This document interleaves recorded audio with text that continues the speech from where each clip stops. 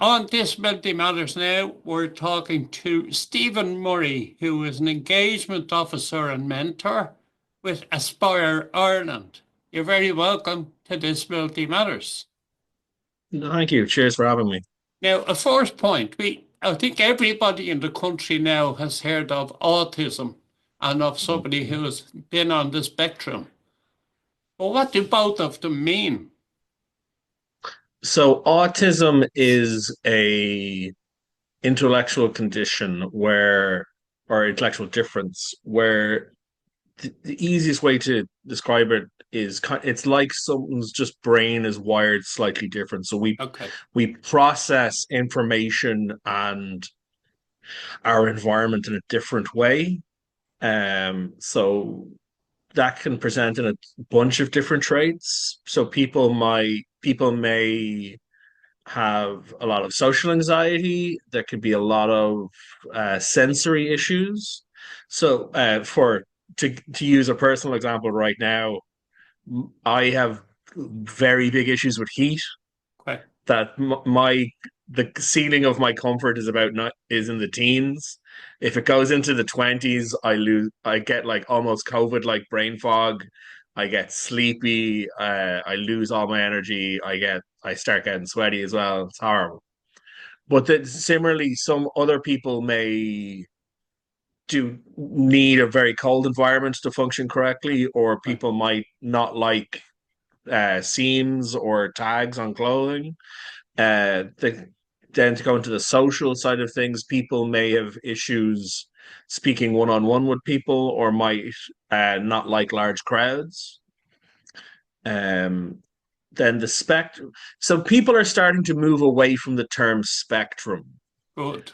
because a spectrum is kind of like a binary line, and people aren't very autistic or a little bit autistic. It's almost more like a spider graph where people will have different traits to different degrees. And there's a famous quote for, I always forget this guy's surname, so it may not be correct. There's a famous quote from a guy called Dr. Stephen Stone of if you've met one person with autism, you've met one person with autism, that no two are the same. Like a lot of people will kind of default to Rain Man or Sheldon Cooper from the Big Bang Theory when not a lot of people are like that, but Yeah. some people do present in that way.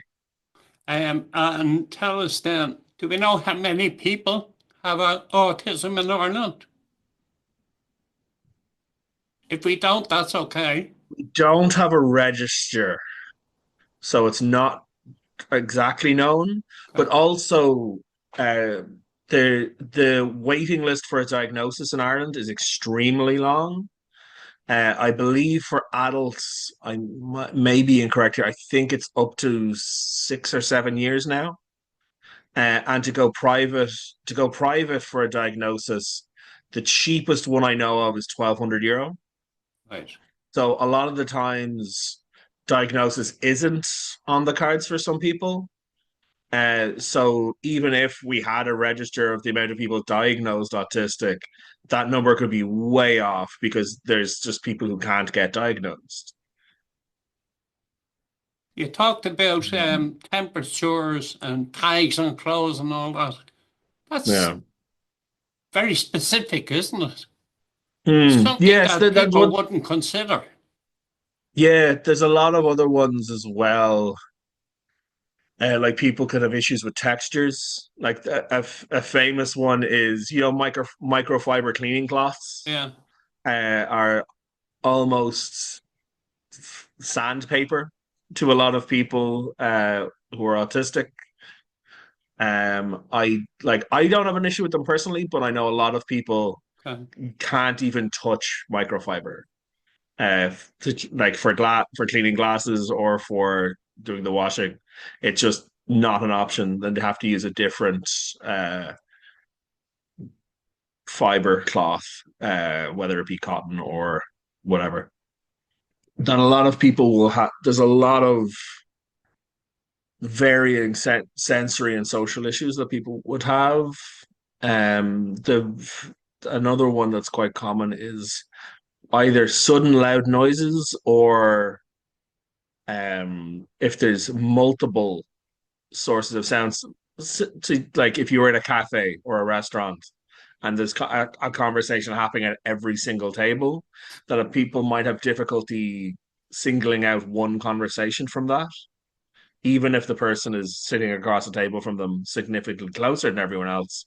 It's just there's so much going around, you can't separate one source of sound from another.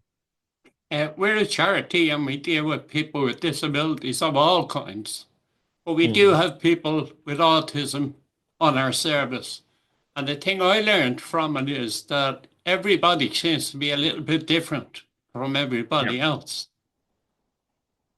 Yeah, no two people will have the same needs. Um, in fact, it's a situation that thankfully hasn't happened to us too frequently in the time I've worked with Aspire. But sometimes you can have service users with competing sensory needs. So some person, like for example, some person might need a quiet room, or another person might need to converse and talk to people while they're working so they can concentrate. Um, I wanted to ask you about work.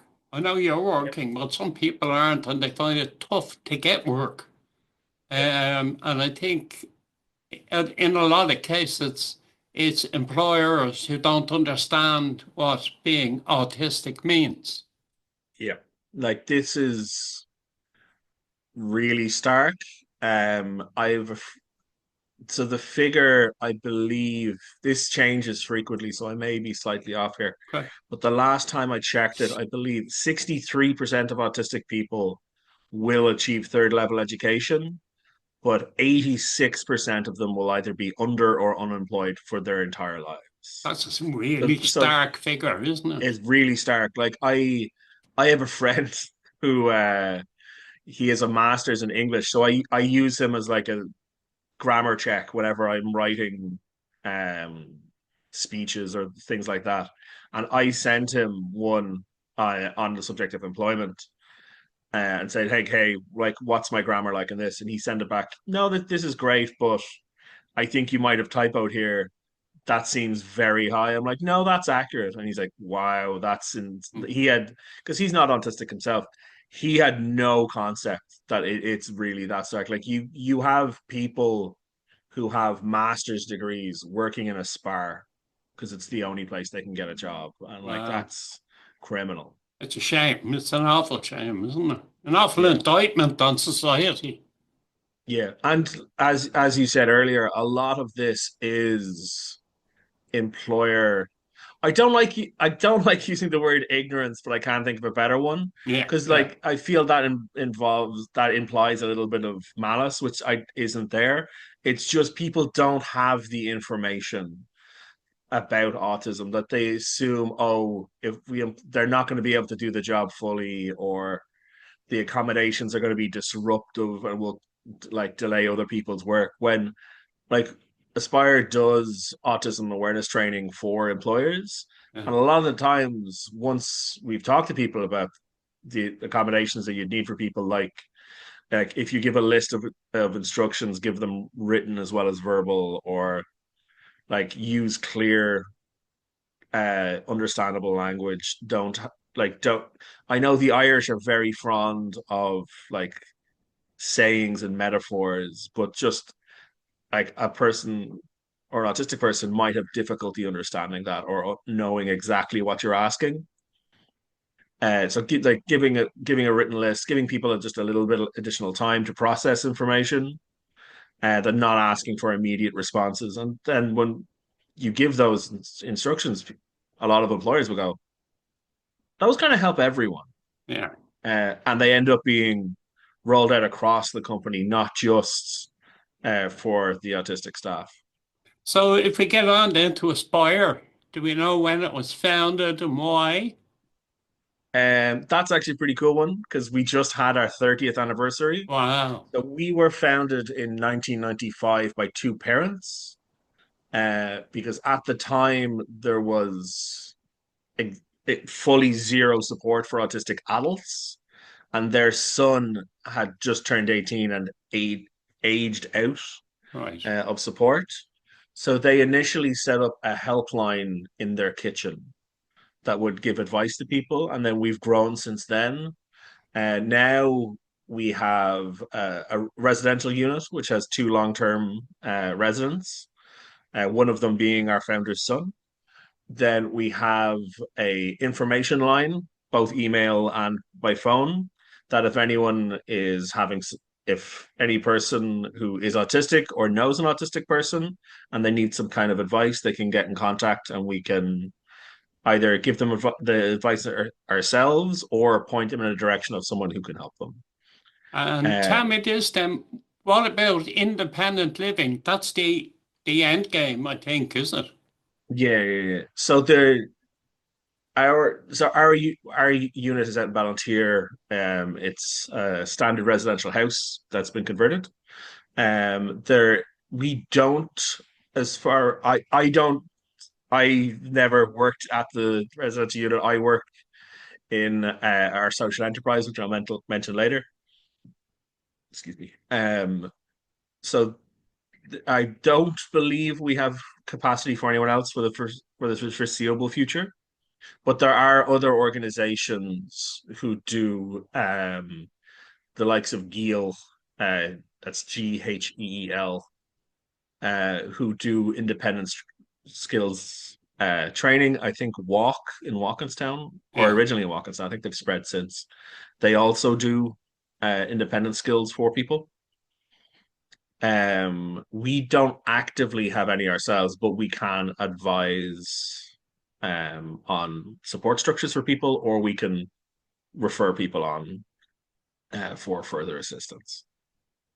And then, as I mentioned, we also then have a social enterprise called Aspire Designs, Okay. which is so social enterprises, for those who don't know, are for-profit companies, but the profit has to be reinvested into the company to solve a social issue. In our case, unemployment in the autism community.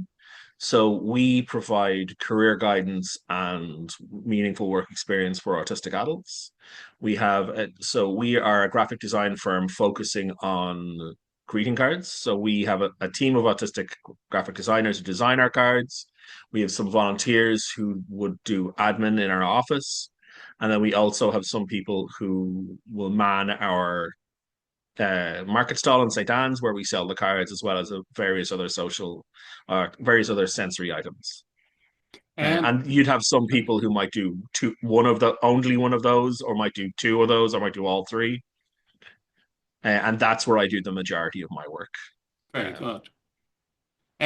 I wanted to ask you, a lot of the groups that we talk to, they they champion mm, peer-led support and peer-led ambition on life. mhm. Do you do that? um, we've never worded it that way, Okay. but yes, we do. So, like, I'm autistic myself. I also have ADHD and dyspraxia. So we also have various social groups. We have a teen walking meetup who meet in a different park in Dublin each week. There's four parks they meet up in. I can't remember exactly the list, and they just change each park each week. They also occasionally meet up for to go to the cinema or to have a meal together. We then have and that is mostly, they believe that is, or one of the main people who walks around with the group is autistic. We also have teen art group, a teen art social group, and then we have an adult social group, which meets in Third Space in Smithfield, the first Tuesday of every month, which I facilitate myself. And that is so how that works is we rent the full cafe it's from 6:30 to 8:30, and everyone, well, apart from the staff from Third Space, Yeah, yeah. all of the staff, all of the people there are autistic people. So it is people socializing with their peers. So there's no fear of having to mask or kind of put up that fake neurotypical face, that you're free to be yourself, react how you would react, talk about whatever subjects you'd like, or not talk about whatever subjects you like. Some people like to just come and just kind of feel the vibes and just like engage, watch others engaging in conversation. So we've been doing that group in various locations. It didn't start in third space. Has been running since I believe it was 2017. Right. What advice would you give to a parent of a child with autism on the likes of sensory issues? Sensory issues can be awkward because they are very personal. Okay. So the advice I would give is listen to your child. That if a person has does kind of resist like at a certain activity, a certain type of or item of clothing, is don't try to force them to do it. Like that a person if someone has a sensory issue around a certain type of clothing, they're not going to get used to it. It's just going to cause further and further issues.